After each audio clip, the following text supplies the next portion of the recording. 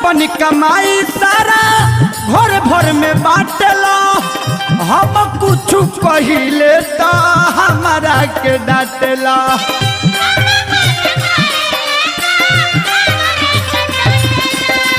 एगो तोहरे कारण एगो तोहरे कारण ए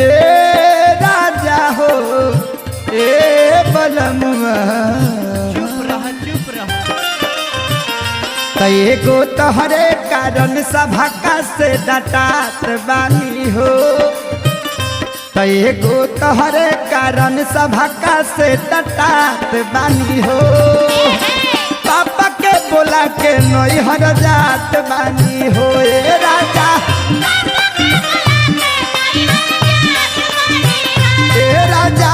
पापा के बोला के नैहर जात बानी हो